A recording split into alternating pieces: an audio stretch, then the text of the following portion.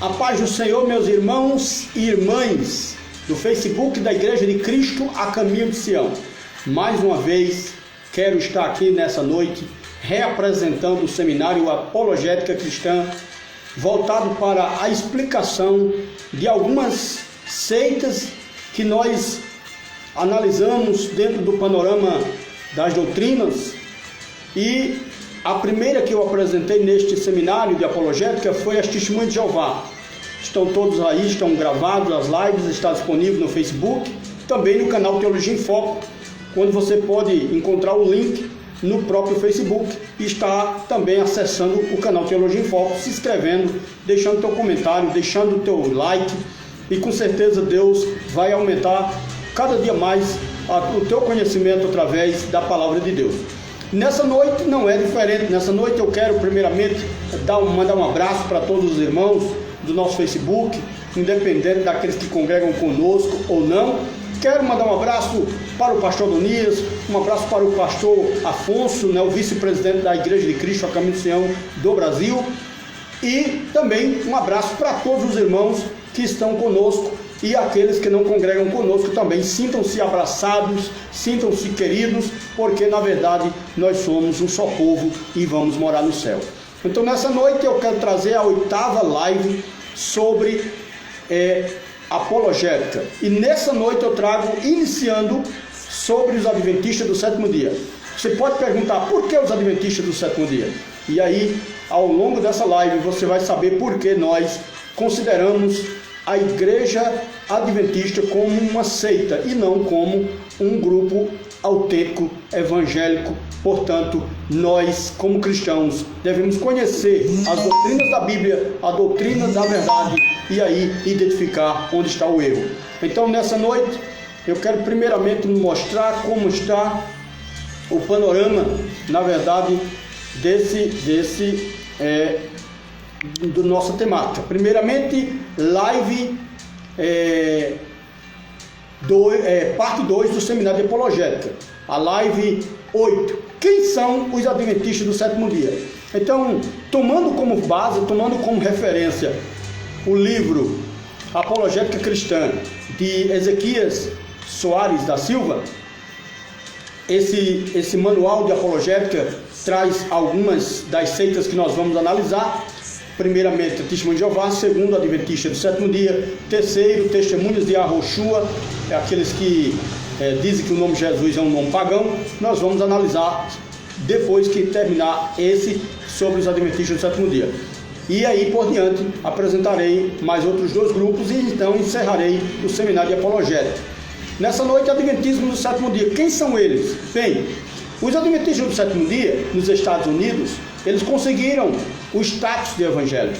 E como eles conseguiram? Primeiramente, porque o grande apologista Walter Martin fez uma longa entrevista com os líderes da igreja e eles asseguraram para Walter Martin, nome muito conhecido, segundo meu amigo, irmão e teólogo Robson, que me passou essa informação e eu fui confirmar na internet. Então, Walter Martin fez uma longa entrevista com os ministros da Igreja Adventista do sétimo dia. E a pergunta foi a seguinte: a guarda do sábado é requisito necessário para ser salvo? Foi perguntado a eles. Eles disseram: não é requisito para ser salvo. A crença no espírito de profecia é requisito para ser salvo? E eles disseram: não é requisito para salvação. A crença do bode emissário é requisito para a salvação? Eles responderam que não. Então, Walter Martin, um grande nome dos Estados Unidos, colocou a Igreja Adventista como evangélica. No ano de 1938, Van Balen escreveu o livro O Caos das Seitas. E esse americano, muito conhecido, muito reputado, muito respeitado, ele colocou os Adventistas do sétimo dia como seita. Nesse livro que ele escreveu, Van Balen colocou a seita Adventista do sétimo dia.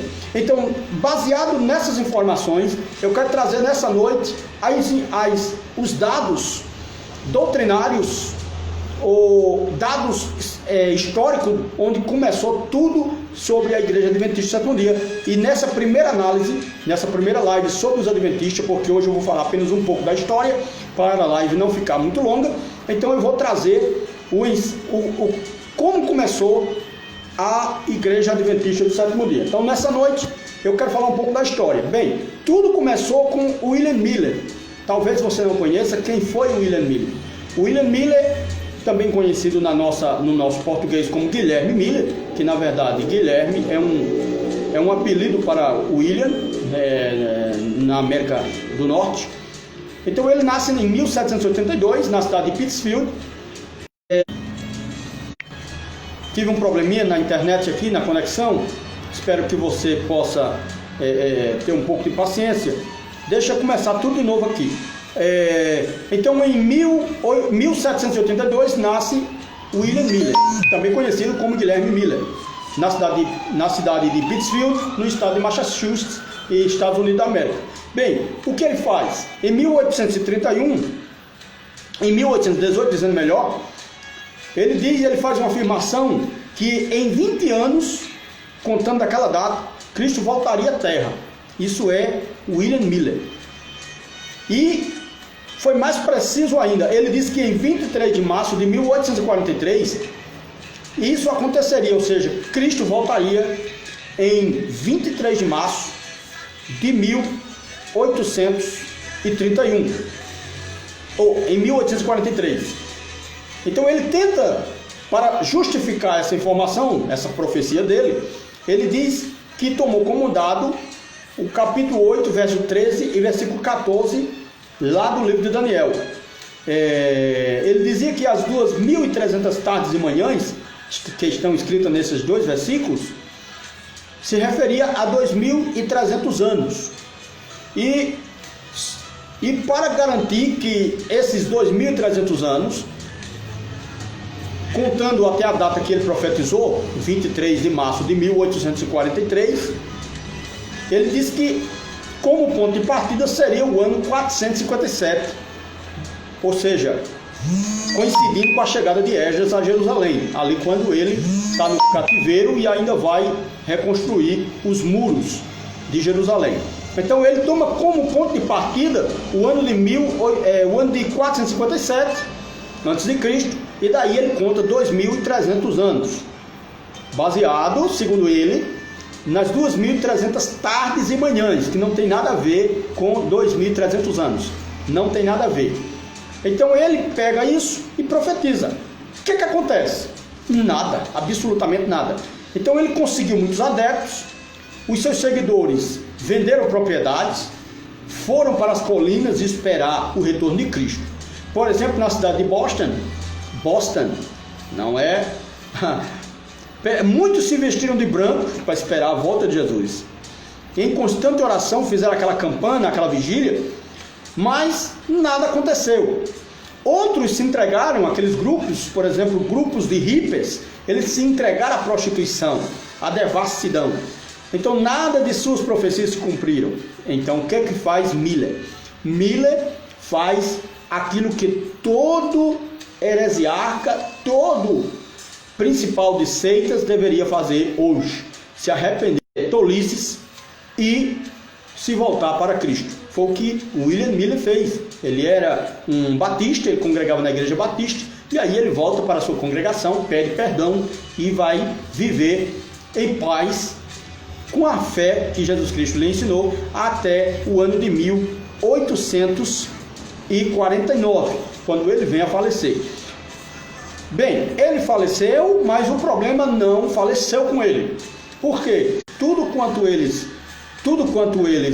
acreditam, por exemplo, O Grande Conflito, que é um livro volumosíssimo, foi escrito por Ellen White, que era esposa de James White, do terceiro grupo, que pegou a profecia de Miller, a profecia já defasada, quando ele profetiza para 23 de março de 1843, não acontece.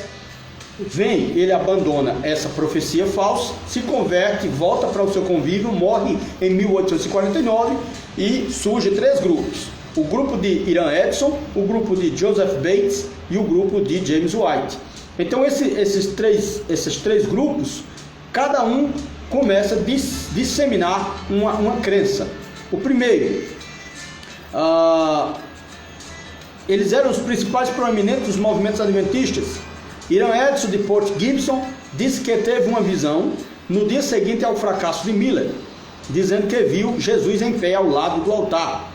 Assim reinterpretou a profecia de Miller, dizendo que ele errou simplesmente quanto ao local, mas que havia acertado a data. Veja bem, qual foi a data? Ele se enganou, 23 de março de 1844 ou 43,